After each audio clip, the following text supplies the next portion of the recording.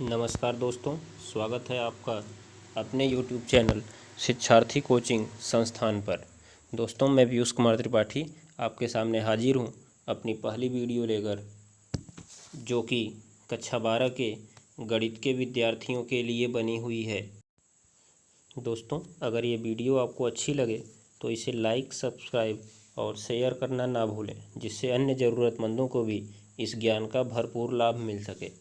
दोस्तों, हमारी पहली वीडियो, जैसा कि मैंने आपको बताया, कि कक्षा 12 के गणित के विद्यार्थियों के लिए है और इसमें मैं प्रारंभ सर्वप्रथम सारणिक से करना चाहता हूं, क्योंकि सारणिक कक्षा 12 में एक ऐसा चैप्टर है जिससे हर साल की बोर्ड परीक्षा में लगभग आपको 10 नंबर के सवाल मिल जाते हैं। इस तरह से हम शुरुआत सारणिक से करेंगे। इसमें हम सर्वप्रथम आपको सारणिक की परिभाषा और सारणिक को हल करना सिखाएंगे। तो सबसे पहले तो हम यह जानते हैं कि सारणिक का विकास हुआ कैसे। आखिर सारणिक अपने मन से तो आया नहीं, कहीं से इसका विकास हुआ होगा। तो सबसे पहले हम यही जानते हैं कि सारणिक का विकास कैसे हुआ। तो जैसा कि यहाँ पे हमें परिभाषा देखने से लग रहा है कि जो सारणिक का विकास हुआ था, दो या दो से अधिक चर के युगपद समीकरणों को हल करने के लिए हुआ था। इसके लिए हम आपको एक एग्जाम्पल के द्वारा दिखाना चाहते हैं कि सारणिक का विकास वास्तव में हुआ कैसे। तो इसके लिए हमने दो चर के दो रैखिक समीकरणों को लिया है। पहला समीकरण हमारा कहता है a1x + b1y बराबर 0 और दूसरा समीकरण कहता है a2x + b2y बराबर 0। अब हम लेते हैं समीकरण एक को। तो समीकरण एक को लेने के बाद हमें क्या मिलता है, a1x बराबर -b1y, जिसमें हम a1 को दूसरी तरफ पक्षांतर कर दें तो हमें x की वैल्यू प्राप्त होती है -b1y/a। इस मान को हम समीकरण 2 में प्रतिस्थापित करते हैं, जैसा कि आपको समीकरण 2 यहाँ से दिख रहा है। देखिए, अब दिखेगा पूरा क्लियर। इसमें दिख क्या रहा है आपको कि a2x + b2y बराबर 0। यहाँ पे हमने देखा a2 तो बाहर है ही, नीचे यहाँ पे ध्यान से देखिए। उसके बाद x की जगह पे जो वैल्यू हमको यहाँ से मिली थी -b1y/a1 + b1y बराबर 0, हमने इसको रख दिया। फिर जब हमने इस समीकरण को हल किया तो हमें मिला क्या, b2a1 बराबर a2b1। अब जब हम इन दोनों को एक तरफ पक्षांतर करते हैं तो हमें क्या मिलेगा, b2a1 - a2b1 बराबर 0। बस यहीं से आपकी सारणिक की शुरुआत हो गई। आप अगर देख रहे होंगे तो b2 का गुणा a1 में हुआ है, यहाँ से ऐसे तेरछा दिख रहा है, b2 का गुणा a1 में। अभी विस्तार करते समय हम यही समझेंगे भी। और यहाँ पे a2 का गुणा b1 में हुआ है, और देखिए a2 का गुणा b1 में कराने के बाद चिन्ह तो हमारा आया प्लस, लेकिन हमने यहाँ पे लगाया माइनस, यहाँ पे दिख रहा है हमको। इसीलिए हमें यहाँ पे विस्तार करते समय भी, जैसा कि मैं आपको आगे पुनः समझाऊंगा, विस्तार करते समय ध्यान में रखेंगे कि पहला गुणा जो है हम ये वाले का करेंगे, इन दोनों का गुणा करने के बाद जो आएगा हम उसको लिख देंगे जैसा यहाँ पे लिखा गया है। बाद का गुणा इसका करेंगे, जो आएगा उसका चिन्ह बदल देंगे। क्या कर देंगे हम, बदल देंगे, जैसा कि आप सभी समझ सकते हैं आसानी से। उसके बाद मैंने यहाँ पे देखा कि यहाँ से सारणिक की उत्पत्ति तो हो गई। अब सारणिक की उत्पत्ति जब हो गई तो सारणिक के बारे में हम कुछ महत्वपूर्ण बातों को भी जान लेते हैं। तो सर्वप्रथम हम सारणिक के बारे में यही बात जानते हैं कि सारणिक जो होती है सदैव दो खड़ी लाइनों के बीच में ही लिखी जाती है। ये बात को ध्यान में रखना है। सारणिक को हमेशा दो खड़ी लाइन जो इस तरह से बनती है। अभी मैं आपको एक सारणिक एग्जाम्पल लेके दिखा रहा हूँ, पहले थोड़ा सा इसको और समझ लेते हैं। और जो सारणिक होती है सदैव एक वर्ग होती है, ये भी एक ध्यान देने वाली बात है। सारणिक जो होती है सदैव क्या होती है, एक वर्ग होती है। यहाँ पे दिख रहा है सारणिक सदैव एक वर्ग होती है। वर्ग में आप लोग जानते होंगे कि लंबाई और चौड़ाई समान होती है। इसी प्रकार से हम सारणिक में देखते हैं कि पंक्तियों की जो संख्या होती है स्तंभों की संख्या के बराबर होती है। अब फिर आप कहेंगे कि सर जी आपने तो पंक्ति और स्तंभ बता दिया जिसको हम जानते ही नहीं हैं। तो अभी हम आपको समझाते हैं। देखिए, सबसे पहले मैं आपको एक सारणिक में पंक्ति और स्तंभ को ही समझा देता हूँ। उससे पहले आप ये नीचे देख लीजिएगा कि किसी भी सारणिक में जितनी भी क्षैतिज रेखाएं होती हैं, क्षैतिज माने वर्टिकल, ये इस तरह से, ये ऐसे ऐसे ऐसे ऐसे, ये क्या कहलाती हैं, पंक्तियाँ कहलाती हैं। और इन पंक्तियों को हम R1, R2 और R3 डॉट डॉट इसी प्रकार जितनी पंक्तियाँ होंगी उसी हिसाब से व्यक्त करेंगे।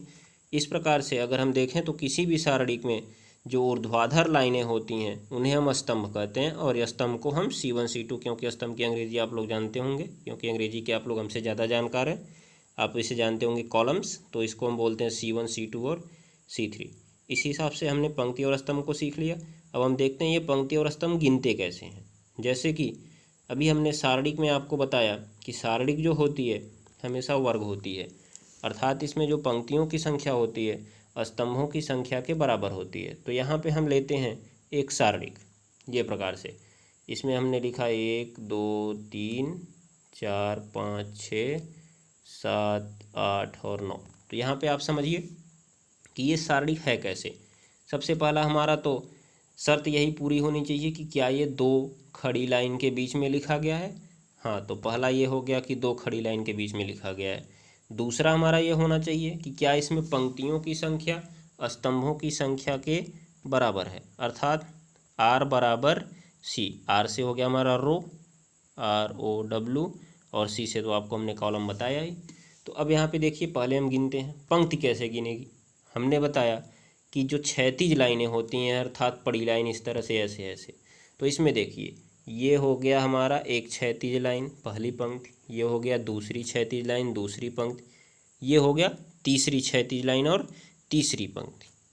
तो इसको हमने बोला R1, इसको हम बोलेंगे R2, इसको हम बोलेंगे R3। इसी प्रकार से और आगे होता तो R4 R5 करते जाते। दूसरा आगे हम देखते हैं, ये हमारा हो गया C1 क्योंकि ऊपर से नीचे है, दूसरा इसको गिनेंगे तो C2, और तीसरा जब इसको गिनेंगे तो ये क्या हो जाएगा C3। इस प्रकार से आपने पंक्ति को गिन लिया और स्तंभ को, अर्थात ये खड़ी पाई जो है, ये पड़ी पाई जो है हमारी पंक्ति हो गई, और ये जो ऊपर से नीचे खड़ी पाई हो गई ये स्तंभ हो गया। तो आपको स्तंभ गिनना है तो ऊपर से नीचे गिनना होगा, पंक्ति गिनना है तो दाएं से बाएं गिनना होगा। इस प्रकार से हम पंक्ति और स्तंभ को जान गए हैं। तो पंक्ति और स्तंभ को जानने के बाद अब हम आगे सारणिक का विस्तार देखेंगे। सारणिक का विस्तार मैं आपको इसके तुरंत बाद वाले वीडियो में बता रहा हूँ, इसलिए यहाँ पे सारणिक से संबंधित कुछ और बातों को समझ लीजिए। अब जैसा कि आपसे किसी ने पूछ दिया कि सारणिक में अवयव कितने होते हैं, तो मान लीजिए यहाँ पे तो हमने दिखाया आपको कि 1 2 3 4 5 6 7 8 और 9। तो आपने फटाक से गिन लिया कि 1 2 3 4 5 6 7 8 9, 9 अवयव आपने गिन के हमको बता दिया कि 9 अवयव हो गए। लेकिन अगर मैं आपसे कह दूँ कि एक सारणिक में 25 पंक्तियाँ लिखी गई हैं और 25 स्तंभ लिखे गए हैं, तो आप उसको गिनेंगे क्या? 25 25 625 हो जाएंगे अवयव, उसको गिनेंगे आप? इसीलिए हम लोग एक सूत्र का प्रयोग करते हैं। अगर किसी सारणिक में हम अवयवों की संख्या निकालना चाहते हैं, इसको आप कहीं नोट कर लीजिएगा, अवयवों की संख्या, ये जो हमारा अवयवों की संख्या है इसका सूत्र जो बनता है n गुणे n, जहाँ जो n होता है n क्या होता है? पंक्तियों की संख्या। जितनी पंक्तियां हैं उसको हम n के बराबर मानते हैं। तो क्या करना है हमें? n गुणे n कर देना है। n गुणे n करें तो बराबर क्या होता है? n square. निष्कर्ष, अगर आपसे किसी ने पूछा कि एक दी गई सारणिक में कितने अवयव हैं, तो आप क्या करेंगे? फटाक से उस सारणिक की पंक्तियों को गिन लेंगे।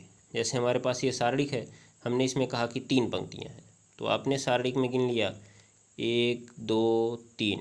तो आपसे किसी ने पूछा कि अवयव की संख्या कितनी है, तो आपने कर दिया 3 गुणा 3 बराबर 9 अवयव।